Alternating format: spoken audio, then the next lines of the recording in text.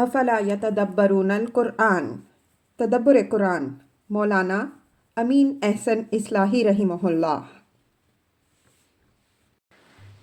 سورہ صافات آیات 75 تا 148، حصہ دوم۔ اعوذ باللہ من الشیطان الرجیم، بسم اللہ الرحمن الرحیم۔ فَأَقْبَلُوا إِلَيْهِ يَزِفُّونَ، یہاں سرگزشت کا کچھ حصہ حذف ہے جس کی وضاحت سورہ انبیاء سے ہوتی ہے۔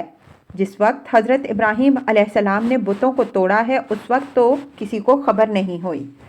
بعد میں جب پہرے داروں کو اس حادثے کی اطلاع ہوئی اور یہ سوال پیدا ہوا کہ یہ کس کی کارستانی ہو سکتی ہے، تو حضرت ابراہیم علیہ السلام چونکہ بتوں کی حجو کرتے رہتے تھے اور انہوں نے دھمکی بھی دے رکھی تھی کہ وہ ان بتوں کے ساتھ ایک چال کرنے والے ہیں، اس وجہ سے معبد کے ذمہ داروں کی رائے یہی قرار پائی ہوگی کہ ہو نہ ہو یہ انہی کی کارروائی ہے۔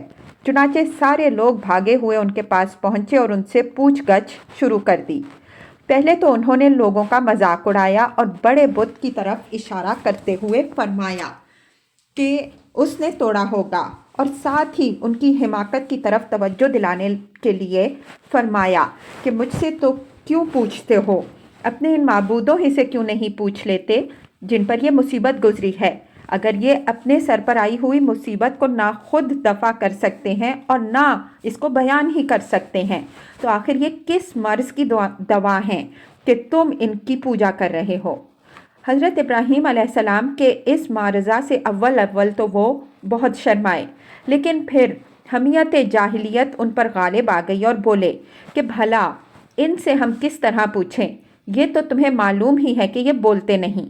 ان کے اس اعتراف کے بعد حضرت ابراہیم علیہ السلام نے ان کو اچھی طرح لتاڑا، جس سے برہم ہو کر انہوں نے ان کو آگ میں جلا دینے کی سازش کی، لیکن اللہ تعالیٰ نے ان کی یہ سازش ناکام بنا دی۔ قال اتعبدون ما تنحتون واللہ خلقکم وما تعملون۔ حضرت ابراہیم علیہ السلام نے اپنی قوم کے لوگوں کو یہ ملامت اس وقت کی ہے جب انہوں نے ان پر، جیسا کہ ہم نے اشارہ کیا، حجت تمام کر لی ہے۔ انہوں نے فرمایا کہ شامت زدوں، تم اپنے ہی ہاتھوں کی گھڑی ہوئی لکڑی اور پتھر کی مورتیوں کی پوجا کرتے ہو۔ اللہ کی پوجا تو اس لیے کی جاتی ہے کہ اس نے ہم کو پیدا کیا ہے، لیکن تمہاری عقل اس طرح ماری گئی ہے کہ تم جن کو خود اپنے ہاتھوں سے تراشتے ہو انہی کی پوجا کرتے ہو، گویا اپنے خالقوں کے خالق تم خود ہو۔ یاد رکھو کہ اللہ ہی ہے جس نے تم کو بھی پیدا کیا ہے اور ان لکڑیوں اور پتھروں کو بھی پیدا کیا ہے جس سے تم اپنے معبودوں کو تراشتے ہو، اور ان جنات و ملائکہ کو بھی پیدا کیا ہے جن کے تم پیکر تراشتے ہو۔ بعض متکلمین نے وما تعملون سے یہ استدلال کیا ہے کہ اللہ تعالیٰ ہی بندوں کے افعال و اعمال کا بھی خالق ہے۔ اس آیت سے یہ استدلال ہمارے نزدیک بالکل بے محل ہے۔ ہم نے اس کی صحیح تعویل واضح کر دی ہے، اس وجہ سے اس کی تردید کی ضرورت باقی نہیں رہی۔ قالوا بنوا له بنيانا فألقوه في الجحيم فأرادوا به كيدا فجعلناهم الأسفلين۔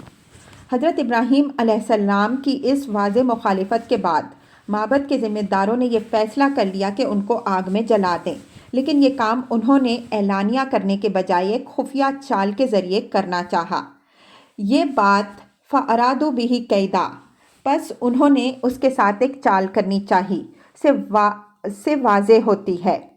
قید کی شکل اختیار کرنے کی وجہ یہ بھی ہو سکتی ہے کہ حضرت ابراہیم علیہ السلام قابو سے باہر نہ نکل جائیں، اور اس کا بھی امکان ہے کہ کسی اعلانیہ اقدام کی صورت میں حضرت ابراہیم علیہ السلام کے خاندان کی طرف سے کسی مزاحمت کا اندیشہ رہا ہو۔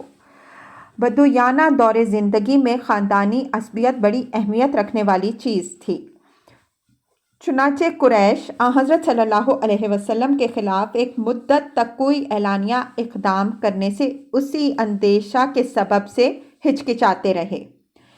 یہ سوال کہ انہوں نے حضرت ابراہیم علیہ السلام کو آگ میں ڈالنے کے لیے کیا تدبیر اختیار کی، ایک مشکل سوال ہے۔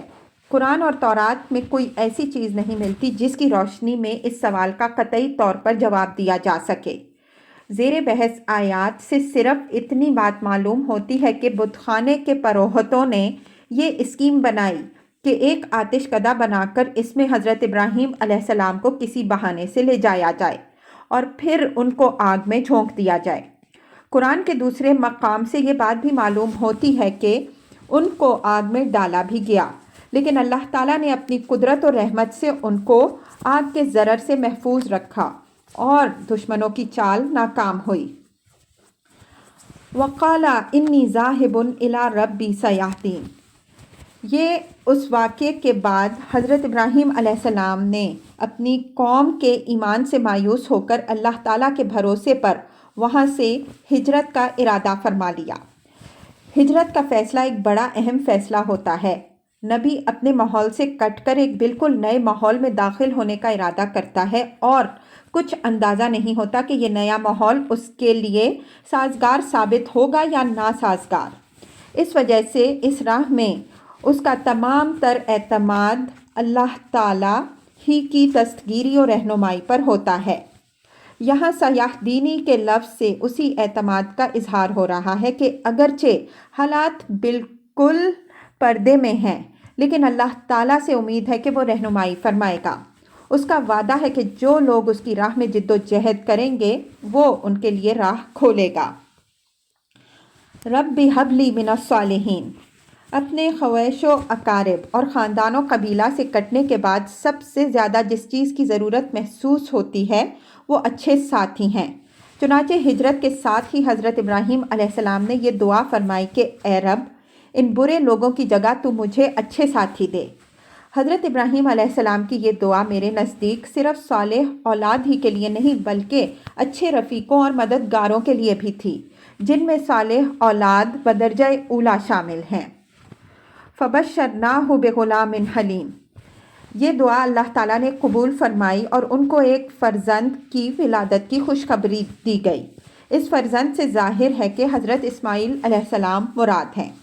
اس کے بعض وجوہ بالکل واضح ہیں۔ نمبر 1، اس کی اول وجہ یہ ہے کہ یہی حضرت ابراہیم علیہ السلام کی اس وقت اکلوتی اولاد تھے جس کے لیے انہوں نے دعا فرمائی تھی۔ حضرت اسحاق علیہ السلام کے متعلق اس کے محل میں ہم وضاحت کر چکے ہیں کہ حضرت ابراہیم علیہ السلام نے ان کے لیے دعا نہیں فرمائی تھی بلکہ وہ حضرت اسماعیل علیہ السلام کی قربانی کے اعلان کے طور پر ان کو عطا ہوئے۔ نمبر 2، دوسری وجہ یہ ہے کہ آگے ان کی قربانی کا ذکر آ رہا ہے اور حضرت ابراہیم علیہ السلام نے قربان حضرت اسماعیل علیہ السلام کو کیا، نہ کہ حضرت اسحاق علیہ السلام کو۔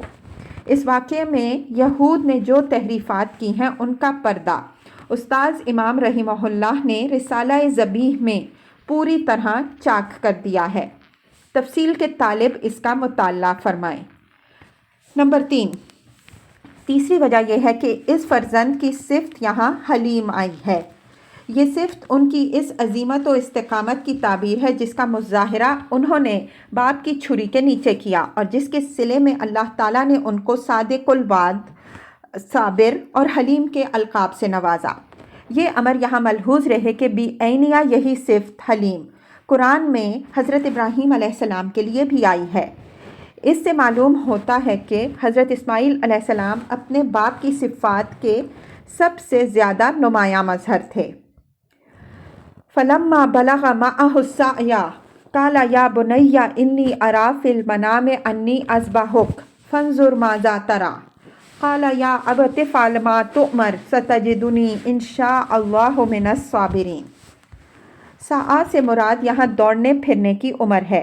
مطلب یہ ہے کہ یہ فرزند عزیز جب باپ کے ساتھ دوڑنے پھرنے کی عمر کو پہنچا تو حضرت ابراہیم علیہ السلام نے خواب میں دیکھا کہ ان کو اللہ تعالیٰ کی طرف سے یہ ہدایت ہو رہی ہے کہ اس کو اپنے رب کی خاطر قربان کر دیں۔ اوپر یہ اشارہ گزر چکا ہے کہ حضرت اسماعیل علیہ السلام حضرت ابراہیم علیہ السلام کو ان کی دعا کے نتیجے میں اس وقت ملے تھے جب وہ اپنے خاندان اور اپنی قوم کو چھوڑ کر ایک دوسرے ملک کی طرف ہجرت فرما چکے تھے، اور واحد چیز جو اس غربت میں ان کے لیے دل جمی کا ذریعہ بن سکتی تھی ان کا یہی اکلوتا فرزند تھا۔ اس فرزند کی عمر اس وقت اتنی ہو چکی تھی کہ وہ باپ کے ساتھ چلنے پھرنے اور اس کے چھوٹے موٹے کاموں میں اس کا ہاتھ بٹانے لگ گیا تھا۔ تورات سے معلوم ہوتا ہے کہ اس وقت ان کی عمر 13 برس تھی۔ ہر شخص اندازہ کر سکتا ہے کہ اس عمر میں بیٹا باپ کی نگاہوں میں سب سے زیادہ محبوب ہوتا ہے۔ غور کیجئے کہ کتنا سخت امتحان ہے جس میں حضرت ابراہیم علیہ السلام ڈالے جاتے ہیں، لیکن اللہ تعالیٰ کی وفاداری میں کوئی شخص اس وقت تک کامل نہیں ہو سکتا جب تک اپنی سب سے زیادہ عزیز چیز اس کی راہ میں قربان کرنے کے لیے تیار نہ ہو جائے۔ اس وجہ سے حضرت ابراہیم علیہ السلام اس امتحان میں ڈالے گئے۔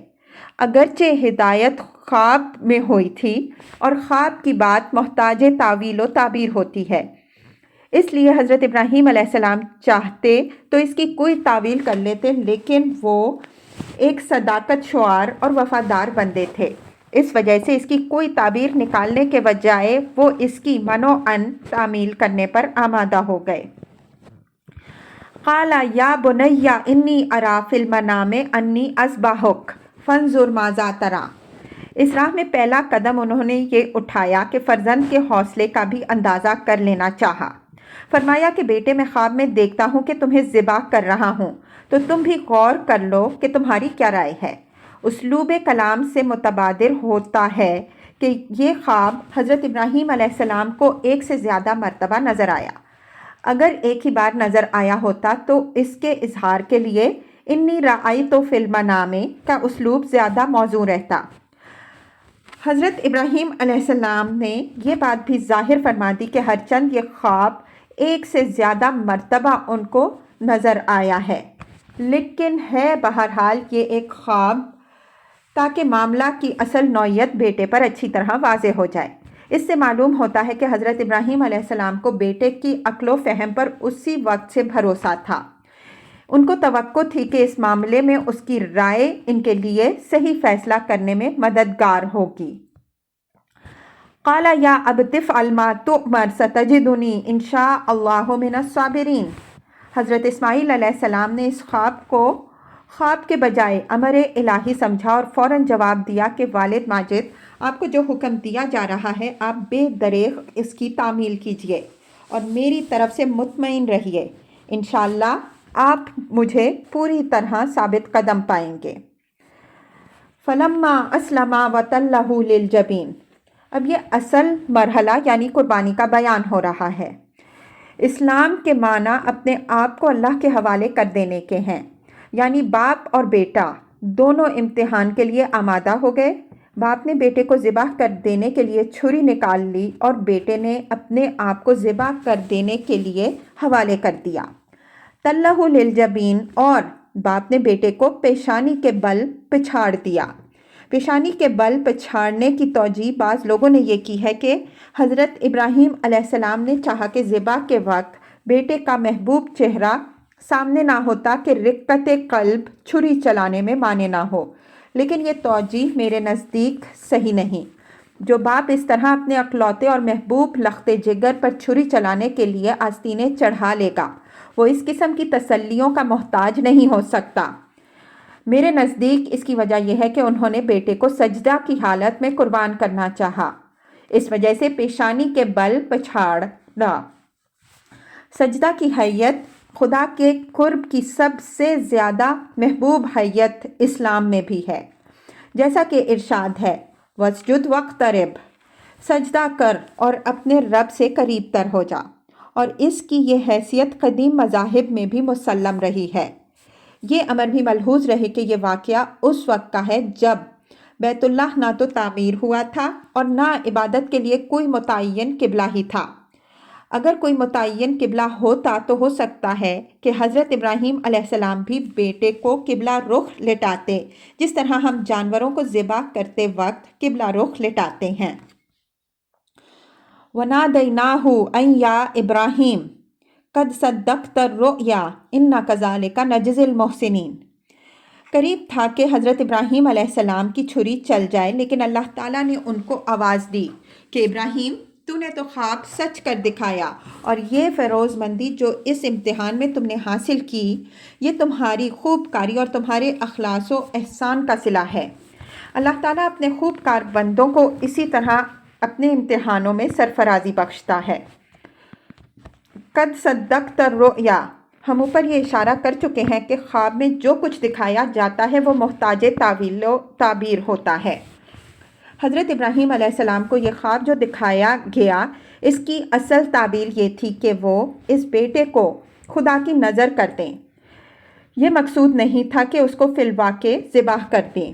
چنانچہ جب وہ بیٹے کو قربان کرنے کے لیے تیار ہو گئے تو خواب کا جو اصل منشا تھا وہ پورا ہو گیا۔ اس وجہ سے اللہ تعالیٰ نے ان کو بشارت دے دی کہ خواب کا مقصد پورا ہو چکا، اب مزید کسی اقدام کی ضرورت نہیں ہے۔ جن لوگوں نے اس سے یہ نتیجہ نکالا ہے کہ اللہ تعالیٰ نے اپنا حکم عمل سے پہلے ہی منسوخ کر دیا، انہوں نے ایک غیر ضروری تکلف کیا ہے۔ صحیح تعویل واضح ہو جانے کے بعد اس کی تردید کی ضرورت باقی نہیں رہی۔ کذالک نجزی المحسنین سے یہ حقیقت واضح ہوتی ہے کہ جو لوگ اللہ کے صدق و اخلاص اور اس کے احکام کی تعمیل کے باب میں احسان کی روش اختیار کرتے ہیں، یعنی ان کی کوشش یہ ہوتی ہے کہ خدا کے ہر حکم کی تعمیل اس طرح کریں جس طرح اس کے کرنے کا حق ہے، ان کو اللہ تعالیٰ یہ صلہ دیتا ہے کہ وہ اس کے بڑے بڑے امتحانوں میں شاندار کامیابیاں حاصل کرتے ہیں، اور پھر اس کے صلے میں آخرت کی ابدی بادشاہی کی فیروز مندیاں پاتے ہیں۔ برعکس اس کے جن لوگوں کی روش دین کے معاملے میں فرار پسندانہ رہتی ہے، وہ آہستہ آہستہ خدا کی آزمائشوں کا مقابلہ کرنے کی صلاحیت سے بالکل محروم ہو جاتے ہیں، جس کا نتیجہ بالآخر یہ ہوتا ہے کہ آخرت کی کامیابیوں کی راہ ان کے لیے بالکل ہی بند ہو جاتی ہے۔ ان ھذا لہو البلاء المبین، یہ حضرت ابراہیم علیہ السلام کی اس کامیابی پر اللہ تعالیٰ کی طرف سے تحسین و آفرین ہے کہ یہ کوئی معمولی امتحان نہیں تھا بلکہ بہت بڑا امتحان تھا جس میں ابراہیم علیہ السلام نے بازی جیتی۔ جس امتحان کو خود اللہ تعالیٰ بڑا امتحان قرار دیتے، اس کے بڑے ہونے میں کیا شبہ ہو سکتا ہے؟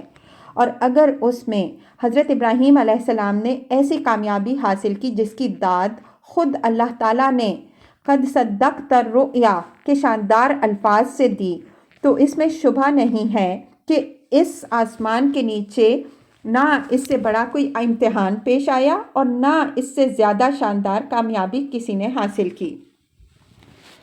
وَفَدَيْنَاهُ بِذِبْحٍ عَظِيمٍ، فرمایا کہ ہم نے اسماعیل علیہ السلام کو ایک ذبح عظیم کے عوض چھڑا لیا۔ یہ اس بات کی طرف اشارہ ہے کہ ہم نے ابراہیم علیہ السلام کو یہ ہدایت فرمائی کہ وہ اس بیٹے کی جگہ ایک مینڈھے کی قربانی کر دیں، اور یہ قربانی ایک عظیم قربانی کی شکل میں ہمیشہ آئندہ نسلوں میں اس واقعے کی یادگار کی حیثیت سے باقی رہے گی۔ یہی قربانی ہے جو مناسک حج میں شامل ہو کر حضرت ابراہیم علیہ السلام کے وقت سے آج تک برابر چلی آ رہی ہے اور قیام قیامت تک باقی رہے گی۔ یہ امر یہاں ملحوظ رہے کہ قربانی اگرچہ تمام ادیان میں حضرت آدم علیہ السلام کے وقت سے چلی آ رہی ہے، لیکن دنیا میں کسی قربانی نے یہ عظمت و اہمیت اور یہ وسعت و ہماگیری نہیں حاصل کی جو حضرت ابراہیم علیہ السلام کی اس قربانی نے حاصل کی۔ وَتَرَكْنَا عَلَيْهِ فِي الْآخِرِينَ، یہ وہی ترجیح ہے جو اوپر حضرت نوح علیہ السلام کی سرگزشت میں گزر چکی ہے۔ اس کی وضاحت ہو چکی ہے کہ پچھلوں کے اندر اللہ تعالیٰ نے ایک امت کو اس ملت ابراہیم پر قائم رکھا۔ سورہ شعراء آیت 84 میں حضرت ابراہیم علیہ السلام کی یہ دعا گزر چکی ہے، وَجَعَلْنِي لِسَانَ صِدْقٍ فِي الْآخِرِينَ، اے رب پچھلوں میں میرا پائیدار چرچا قائم رکھ۔ اللہ تعالیٰ نے ان کی یہ دعا قبول فرمائی اور شہرت دوام کی وہ سرفرازی ان کو بخشی جس کی مثال نہیں مل سکتی۔ سلام علی ابراہیم، یہ مستقل جملہ ہے، یعنی ابراہیم علیہ السلام پر اس کے اس صدق و اخلاص کے صلے میں دنیا اور آخرت میں سلامتی اور برکت ہے۔ لفظ سلام کی تنکیر تفخیم شام کے لیے ہے۔ کذالک نجزی المحسنین، کذالک کا اشارہ اسی سلامتی اور برکت کی طرف ہے۔ فرمایا کہ ہم اپنے خوب کار بندوں کو اسی طرح اپنی رحمتوں اور برکتوں سے نوازتے ہیں۔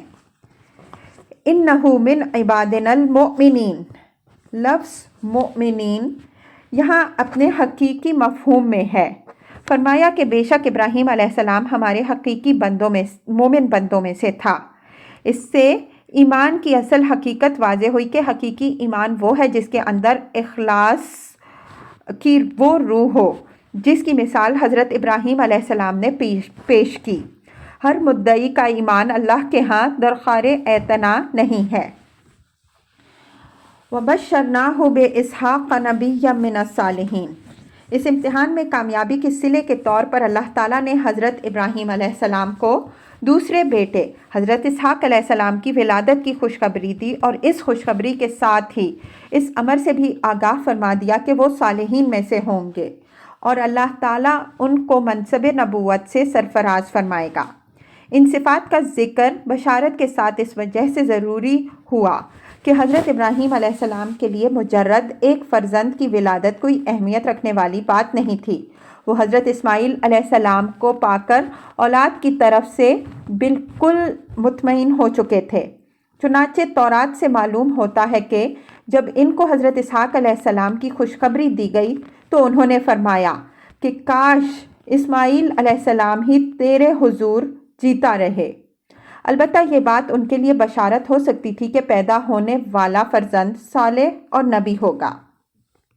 اس سے یہ بات بھی واضح ہو گئی کہ یہود نے حضرت اسحاق علیہ السلام کے ذبح ہونے کی جو روایات گھڑی ہیں وہ بالکل بے اصل ہیں۔ حضرت اسحاق علیہ السلام کی قربانی کے واقعے کے بعد پیدا ہوئے۔ وہ قربان ہونے والے فرزند نہیں بلکہ قربانی کا انعام ہے جو اس دنیا میں حضرت ابراہیم علیہ السلام کو ملا۔ وَبَارَكْنَا عَلَيْهِ وَعَلَىٰ إِسْحَاقَ وَمِن ذُرِّيَّتِهِمَا مُحْسِنٌ وَظَالِمٌ لِّنَفْسِهِ مُبِينٌ۔ علیہ کی ضمیر مجرور کا مرجع حضرت اسماعیل علیہ السلام ہے۔